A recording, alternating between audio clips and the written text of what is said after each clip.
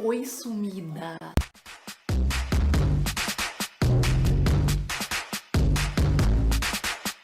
Pois é, parece que alguém deu uma desaparecida, correto? Correto. Mas existe uma coisa na minha vida chamada UFRJ, instituição para a qual aparentemente eu vendia minha alma e não sabia. E aí no meio disso tudo fui escravizada e tive aula até o dia 23 de dezembro. Ou seja, pois é, não tive tempo pra fazer nada, mas agora entrei de férias sem nenhuma recuperação, sem nenhuma reprovação, sem nenhuma coisa, é isso aí. Mas vamos ao importante, vamos ao que interessa, que é falar de A Guerra Não Tem Rosto de Mulher. Esse livro aqui foi vencedor do Prêmio Nobel de Literatura de 2015, ele foi escrito pela Svetlana Alexievich, que é uma escritora e jornalista bielorrussa. A Svetlana sentiu necessidade de encontrar relatos sobre a guerra da perspectiva de uma mulher, coisa que não se tinha muito até então, porque as mulheres da antiga União Soviética eram meio que proibidas a falar sobre o assunto. E eu fiquei bem surpresa porque eu não sabia que de fato mulheres tinham ido para a guerra não só como enfermeiras ou médicas ou profissões que são consideradas assim mais femininas. Então ela fez uma grande pesquisa, ela foi atrás dessas mulheres e ela descobriu que existiam sim mulheres que foram franco-atiradoras, sapadoras, tanquistas,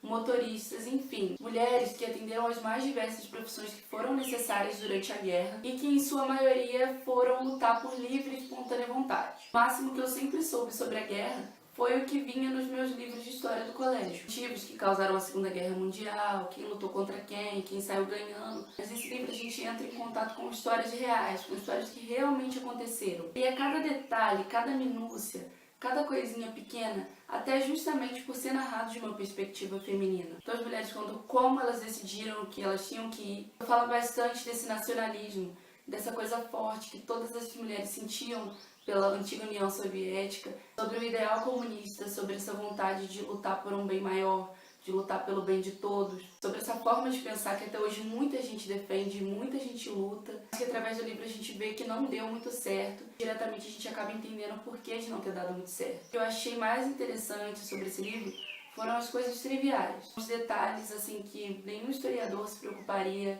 em anotar, ninguém se preocuparia em colocar no livro do colégio. E são coisas como as que acontecem com a gente, que são tão mínimas, são tão pequenas, mas que mudam a nossa vida, que talvez se não tivessem acontecido teriam dado um caminho totalmente diferente para quem nós somos. E aí muitas delas falam sobre como era difícil elas serem aceitas por causa da pouca idade, garotas de 16, 17 anos que queriam lutar e eram recusadas. Falam sobre como era ter que provar que elas eram capazes, que elas conseguiriam atirar, que elas conseguiriam fazer o que fosse necessário para defender a União, para defender o povo delas. Saber que elas tinham uma família, que elas tinham pessoas queridas, mas que elas tinham que lutar por uma coisa maior.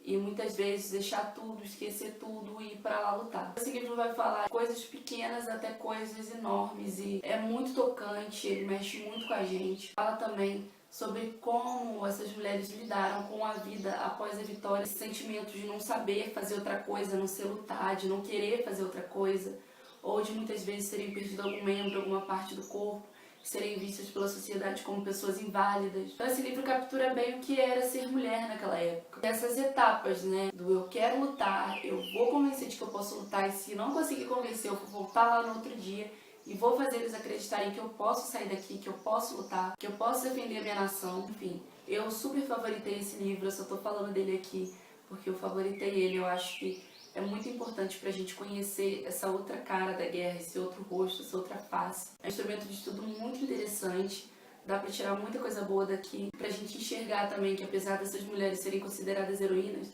elas também mataram pessoas, elas também feriram, elas também acabaram com sonhos, também destruíram vidas de famílias que elas não conheciam. Não é uma questão de enaltecer a guerra nem de enaltecer a violência, mas desse sentimento de que a mulher pode sim fazer o que ela quiser, de que a mulher tem força sim pra fazer o que ela quiser. Que eu acho que é muito, muito, muito importante. Bom, gente, então foi isso. Se vocês gostaram, apertem em gostei. Se vocês ainda não são inscritos no canal, o que vocês estão esperando para poder se inscrever? Se vocês já leram esse livro ou já leram outro livro que é parecido, deixe aqui nos comentários pra gente conversar. Beijo e até semana que vem.